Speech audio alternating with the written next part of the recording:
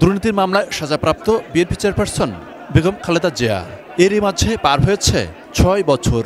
২০১৮ সালের ৮ ফেব্রুয়ারি কারাবরণের শুরুতে ছিলেন পুরাতন কারাগারে, এরপর বিএসএমএমইউতে।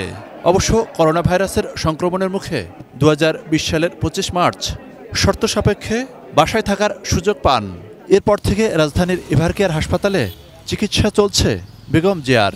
যদিও বিএনপি বরাবরই তাকে বিদেশে চিকিৎসার দাবি জানিয়ে আসছে। শুক্রবার গভীর রাতে খালেদা জিয়া অসুস্থ হলে অ্যাম্বুলেন্সে তাকে আবারও হাসপাতালে নেওয়া হয়।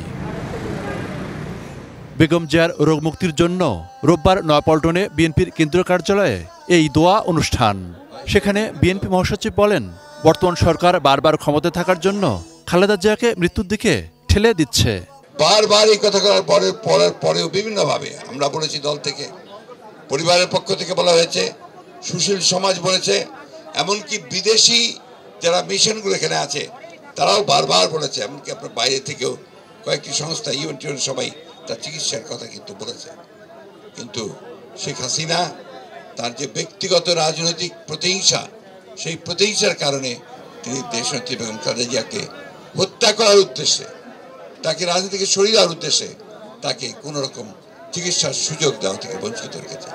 বন্ধুগণ, আমরা সবাই জানি, বারবার দেখছি যে এই আজকে আওয়ামী লীগ সরকার যারা দাবি করে যে তারা নির্বাচিত সরকার, যারা কোনো মতেই নির্বাচন করে কোনো সময় আসেনি, সম্পূর্ণভাবে একটা প্রহসনের নির্বাচন তামাশা করে জোর করে শুধু রাষ্ট্রযন্ত্রকে ব্যবহার করে তারা আজকে ক্ষমতা দখল করে বসে আছে। আপনারা আজকে এখানে অত্যন্ত কষ্টের মধ্যে এখানে বসে আছেন, তার চেয়ে বড় কষ্ট করছেন আমাদের দেশনেত্রী বেগম খালেদা জিয়া।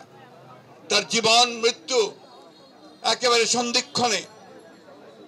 আমি আপনাদেরকে বলছি যে আপনারা সবাই প্রাণ খুলে তার জন্য দোয়া করবেন। শুধু দোয়া নয়, আমাদের পক্ষে যা কিছু করা সম্ভব তার সুচিকিৎসা করার জন্য সেই চেষ্টাই আমাদেরকে করতে হবে।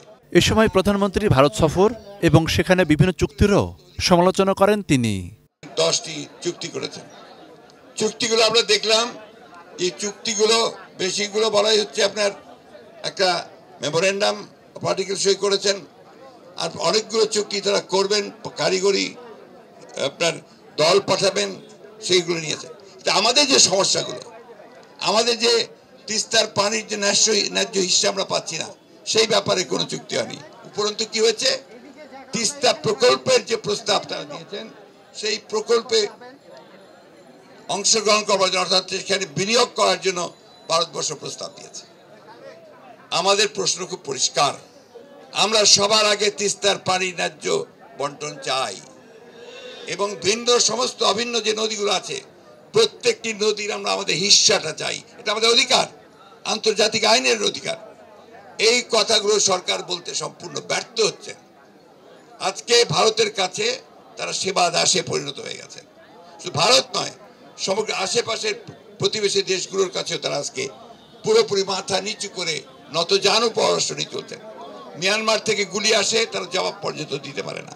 কথা বলেন সাবেক পুলিশ প্রধান সহ দুর্নীতির সংবাদ প্রচার নিয়ে পুলিশ অ্যাসোসিয়েশনের বিবৃতি নিয়েও যে এই সত্য প্রকাশ করা যাবে না, কারণ এতে নাকি তাদের ভাবমূর্তি বিনষ্ট হয়। Monirul Islam Mintu, ET news, Dhaka.